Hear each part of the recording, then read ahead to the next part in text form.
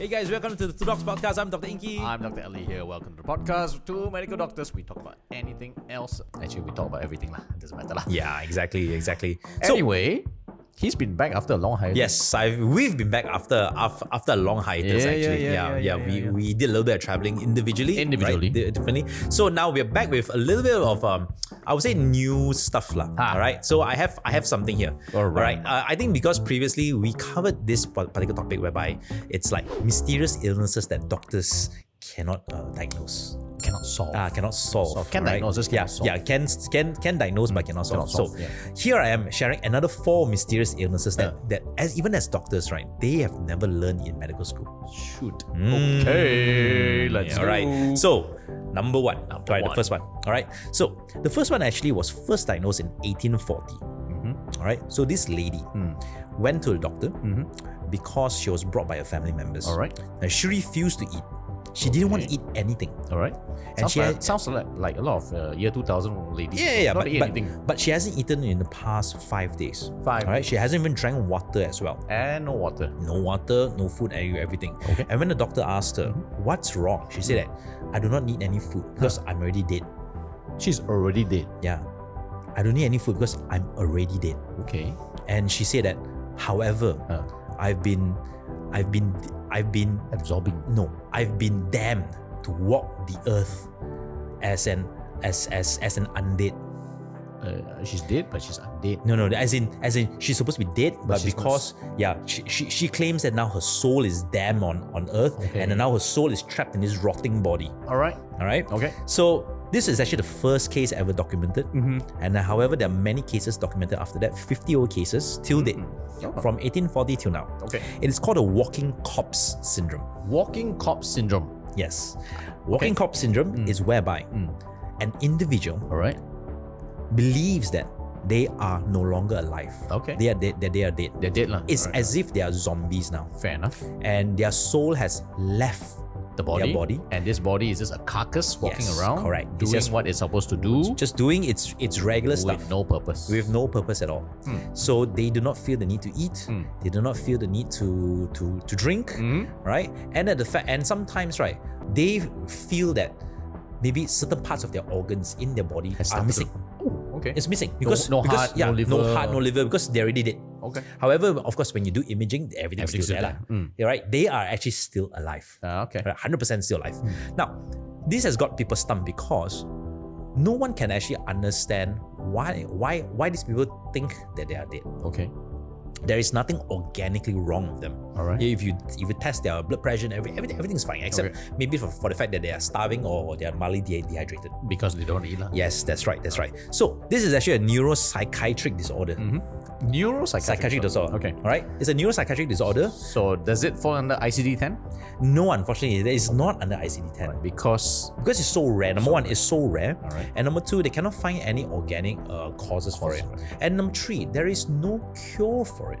It means that these people will go through their entire lives thinking that they're dead. Just like that. Yes, just like that. So you have to, as family members, you have to care for them, you have to force feed them, you have to force them to drink, right? You have to convince them that they're alive. Now there are cases whereby they spontaneously revert back. Right? They say, oh, you know what? Oh, I'm cured, you know? Okay. Or they might have seek some sort of divine intervention. That means they were brought to priests or depends on what kind of religion they actually believe in, and then some sort of exorcism, cleansing / exorcism have been done, and then they say, okay, I'm alive again. Okay. All right. So it's a little bit odd. You know why I'm not surprised? Why? Because in today's modern world, half the people I meet looks like they're dead also. Oh yeah, true so. They're like they behave like they don't want to be alive. They behave like the work is crap. Life is in the pits for them. There's no zest. Understood. All right. So if you think this is weird, right? There's another one. But, right? Okay. Now, what's weirder than that? This is weirder than that. What's weird? Number two. What's weirder than being a zombie? Number two. All right. This is another thing. So this happened to a lady in the States, in US. Okay. She lived in New York. She's been in New York. She's been in US for her entire life. She's never been overseas before. Okay. and she's married. Sounds a lot. A lot of Americans. A lot of Americans. I think there was a statistic like 40% or 50% of Americans don't even have a passport. Yes, I think more than that. Actually, close to 60. 60%. Right. So she's typical American, never left her home. Then she's married. Okay. One day she wakes up, and then her husband immediately calls the ER and said something's wrong with my wife. Okay. Why? And the paramedics arrived. However, when they checked the wife was perfectly normal. All right. Right? But husband said, no, something's wrong with my wife. Yeah. And when the wife opens her mouth, She spoke with a French she accent. spoke with a British accent. Oh. Similar. She spoke with a British I'm quite accent. close. Yeah. She spoke with a British accent. Now, the funny thing is, the day before, according to the husband, she never spoke with a British accent. She's Okay. never been out. So just like For that, years. she became One day, British. suddenly, she became British. So she's British now. Yeah. So she started swallowing her teas. Uh-huh. All right. So the thing is, she Has never doesn't watched. even watch British movies. Doesn't watch British. Doesn't show? watch. Yeah, she doesn't even watch British shows. And suddenly one day she wakes up with a British accent, and she claims she's always spoken like that. All right. To her, she has no accent. So suddenly she's like, "Would you like coconut water?" Yeah, something like that. Something like that. All right. So, but of course, Hey, again, sounds like a lot of Malaysian, you know. no. But the Malaysians would have to go to UK That's first. true. That's true. We go UK, right? When they come back from UK for 1 week. for 1 week, come back. Would you like a coconut water? Yeah. Would you like a tea? So, but of course, Okay. when they did a Full thorough imaging. Nothing is wrong with MRI, her. there was something wrong. Oh. She had a stroke. Huh. Yes. So Which part of the the stroke actually affected the speech Speech center. center. So this is actually called a foreign accent syndrome, and this is not the first documented case. There have been many documented cases whereby due to injury, any form of trauma, stroke, or even some sort of anxiety, all right, psychosomatic anxiety, people develop an accent. Okay. And the accent stays there. Now, see whether you have any answers for my burning question.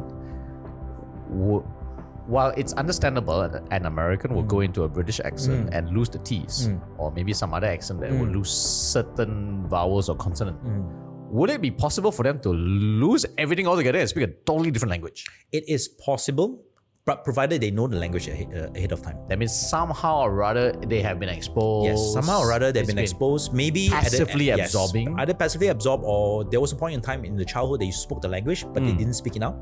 It means that somehow there was some form of memory loss, whereby they forgot that they actually spoke a certain language. So, in other words, if this stroke happened and someone suddenly developed this, what's it called again? It's called foreign accent syndrome. Foreign accent syndrome, the Malaysian person will either speak Korean or It's possible. Hindi. It's possible. Yeah, because they watch a lot of this Hindi shows. Yeah, it's possible actually. But Do you know how many of Malaysians who can sing Kush? a lot actually. Fantastic. A lot. And Fantastic. They are like on point. Yes. And now it's the Korean trend. Yes, a lot of people actually speak Korean. Yeah. Yeah, you are totally right. So if tomorrow, right, your partner speaks Korean non-stop and say they've been speaking all this while, they got a stroke. Yeah.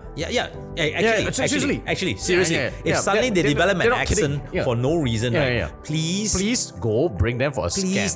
bring for a scan, right? Yeah, They're not going MRI. nuts. There's MRI. highly likely something wrong is going in the brain. Maybe it's a tumor, maybe it's a stroke, maybe some sort of injury. Stop saying that.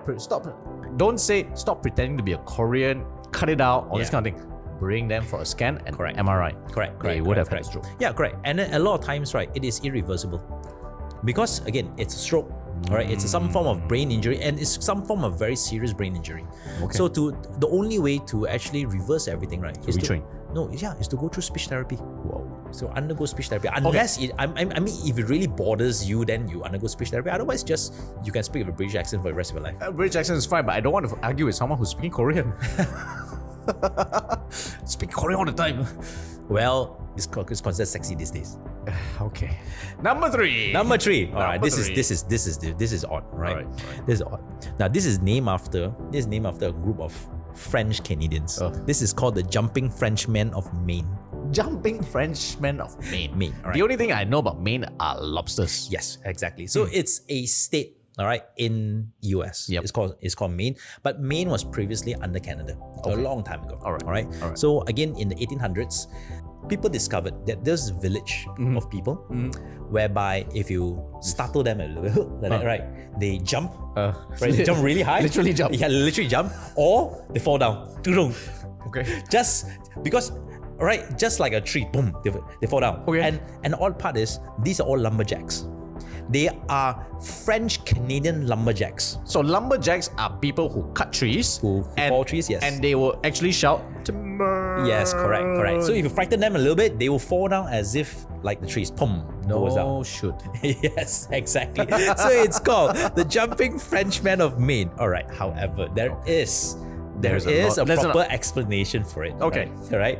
Now, in a medical term, it's called hyperplexia. All right, whereby the response to stimuli, right, it's exaggerated, over exaggerated. Okay. It happens at birth. Right? Happens at birth. It happens at birth. The right? mother's fault, the doctor's fault. Yes. So it's actually genetic. Okay. Right. So what they discovered is there was this village. All right. There's this village of lumberjacks. Okay. And there's a lot of intermarriage happening. Okay. Right. Because again, they're a small village, isolated. So again, there's like cousins marrying cousins. Okay. So there is some form of genetic recessive genes going around. Okay. Which predispose these babies, and then when they grow up to become adults, to have extreme reaction to stimulus, especially when it's extreme light or extreme sound. Okay. Fair enough. Okay, so they will get startled, they will jump, they fall down, and most of these people actually have something called echolalia. That means they actually repeat what you say. It is like a form of autism. Okay. And you can actually treat it. Because they discovered what was wrong. Okay. So you can actually treat it with benzodiazepine. You because you make them slower. Yes, it became a little bit slow because they respond to extreme stimuli. So you reduce the. I think they will respond to weed too. Yeah, likely will respond to it. Yeah, technically. Now this is and they shouldn't smoke. Well, true. So yeah, they shouldn't smoke. Caffeine. Remember our caffeine thing? Nicotine. Sorry. Nicotine. That's crazy. Yeah. So. It still happens from time to time. All right. Nowadays, it's also known as stiff baby syndrome. Okay. All right. So it's actually a widely diagnosed issue, but it was first discovered in Maine through this jumping Frenchman. So hence it's called the jumping Frenchman of Maine. Oh my God, it's a mouthful. It's crazy.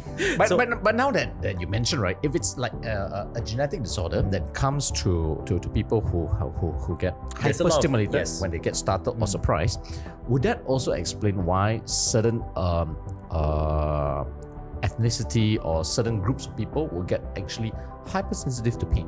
Yes, there is actually. Hypersensitivity to pain. So hypersensitivity to pain, right, actually comes in two forms. As in like it's genetic and it's probably cultural as well. Cultural. So you know, as doctors, we've seen people whereby when we want to insert the needle, and people get really stiff. Yes. The moment you want to do. Of course. Number one. Of course, number two is, you know, most people would not feel the pain of, let's say, an ordinary needle prick with a small needle. But some people can go into this hyper responsive syndrome. Yeah. I truly believe your reaction to pain, it is partially due to your genetics. Yeah, right? It's partially due to genetics, whereby it's a form of protection. Yeah. Right? Probably in certain cultures, they have reduced exposure to pain. To pain sensation. Hence is why they actually have a lower threshold to pain. Okay. Well, in certain cultures, they have had a very high exposure to pain. Yes. That means that over time, in order to protect themselves from overstimulus, then their body would then reduce the amount of reaction to pain. Yeah, I would say it's definitely possible. It's definitely possible. Sidetracking. So when I was still studying in Kuching, so the IBANs in Malaysia are known to have the highest pain threshold. Yep. Like super high pain threshold. Yes, correct. You know, a needle goes in, or even if they fall, right, they can have absolutely no expression when they're exposed to some kind of injury. Yep. Even there is a culture in Africa whereby they will weave these fire ants in this basket and they put their hands inside Just to tolerate the pain. Wow. And then it is actually a rite of passage for boys to become men. Adult. Right. So at the age of about 10 to 12, when the boys are deemed ready to become men, they will actually expose them to all these fire ants. And the fire ant bites are really painful. Causes extreme inflammation, extreme pain, And swelling and right? everything. And swelling and all. So what the elders will do? They will catch the fire ants. They will Put in the behead the basket? fire ants. Behead? Right? They will behead the fire ants, and it's only the head left. Okay. But the head of the fire ant can survive up to like an hour to 2 hours. Whoa. And because the ants are already dead, Yep. there is this hyper stimulus. So the ants will keep biting.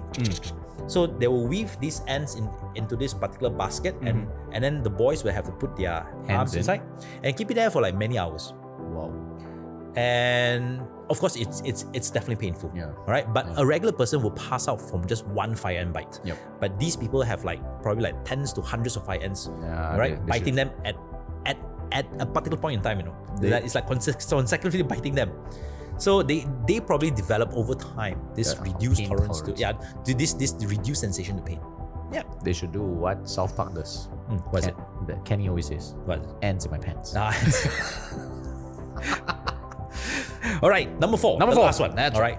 So this one is actually it's actually very common. Now, there are children who are brought to doctors or psychiatrists, and they claim that they are rapidly expanding in size Okay. or rapidly shrinking in size. Okay. They say, help me, I'm much smaller than what I am. Okay. All right, but of course the parents say there's nothing wrong with you. All right. But they claim that they are much smaller or much larger Then the average person. Then- Then what they really than are. what they were. Okay. And this only happens to kids. Okay. All right. So interestingly enough, it's called Alice in Wonderland Syndrome. Not the Ant-Man syndrome. No, it's called Alice in Wonderland Syndrome, named after Lewis Carroll's book Alice in Wonderland. Soon to be Ant-Man syndrome. Right, because Alice in Wonderland, part of the story was she drank this potion, yep. she shrank, Shrank. and then she drank After another potion, that, she grew. Now, the people that or the kids that experience Alice in Wonderland syndrome will claim that they are shrinking and growing. Okay. Number one. Number two, they claim to have a distortion in time perception. Things move really slow for them. Just like in Alice in Wonderland, when they drank the potion, it's like blur stuff coming up. All right. So they claim to be very, very slow, and more importantly, they always have migraines. Migraines. Now, it is believed that this Alice in Wonderland syndrome, otherwise known as Todd syndrome, that there's a proper medical term for it. It's a form of seizure. Okay. Right, because they experience migraines, they experience distortion in time, because anyone that has had some form of seizure will tell you things slightly slow down for them. And then the fact that it happens to children, because again, kids have a high propensity of having seizures. True. Undiagnosed seizures. True. All right. Whether we know the regular kind of seizures whereby you foam in the mouth and all, but a lot of kids actually have other kinds of seizures. Right. And it's actually very common. Even seizures that accompanies fever. It's actually very, very common for kids. Correct. But the good thing about this particular Alice in Wonderland syndrome, just like most seizures, is you tend to outgrow it. Okay. So when the brain matures, naturally certain pathways, mature up, and then all these things disappear. But until That they happens, mature out, they have to go through. they have to go through it. That means the parents of these children will have to go through it. Means from time to time the kids will say that they are shrinking or they're growing. And another name for it, right, is actually the Lilliputian syndrome. So Gulliver's Travel. Gulliver's Travel. I was just about to comment. Size. Why is it so unfair that they talk about Lewis Carroll, but they Yes. don't talk about I forgot his name. The one that wrote Gulliver's Travel. Swift or Stevenson? I don't know. One of it lah. Yeah. So again, it only happens to children, so it happens from time to time, right? They have migraines and they feel that they're growing or shrinking. So it's only for children, right? Only for kids. Okay, so adults if don't have adults that happens and someone says they feel like they're shrinking or they're growing up too big or their actually time is slowing down, it's called the magic mushroom syndrome. Yeah, likely is magic mushroom syndrome. Likelihood. Or they're having a stroke. Either one. Or they're actually having a stroke. No lah, I still think it's magic mushroom syndrome because if stroke, right, they'll change language. Oh yeah, likely they'll actually change language. Interesting. Yeah. So four different medical diagnoses. medical diagnoses that most doctors would never have heard about. Probably you have. I even before today, right? I've never heard about. I've heard of the Alice in Wonderland syndrome. I've heard of. That one I've heard of. I've not heard of the other three. But I've totally forgotten about it until you brought it up. Ah. Then it's like, Yes, Alice in Wonderland Syndrome. Coming back to me now. Yes. Totally useless knowledge for us in medical school, but anyway, good to know now. Yeah, well, it's useful when you're in psychiatry. At the end of the day, I think it's good for anyone who's listening in to know that if this happens to someone close to you, there is a medical diagnosis behind it. Yeah, there is. I think that's more important. So it being rare does not mean it's not a medical condition, and there's something that's happening in the background, and it's good to always get checked. So if someone says, they're feeling big, they're feeling small, they suddenly speak a different language altogether overnight, get them checked. Yeah, just get them checked out. Yeah, just don't just ignore them and just brush it off. Get it checked out. Yeah, it's not just a personality disorder. Unless you've checked everything else, then it is a personality disorder. Yeah. Till then, hope you found this segment interesting. If you've got some weird diagnosis you want to share with us, let us know. Let us know in the comments below. And we'll be back next week on the Two Dogs all over again. Okay, see you guys. Bye. Bye-bye.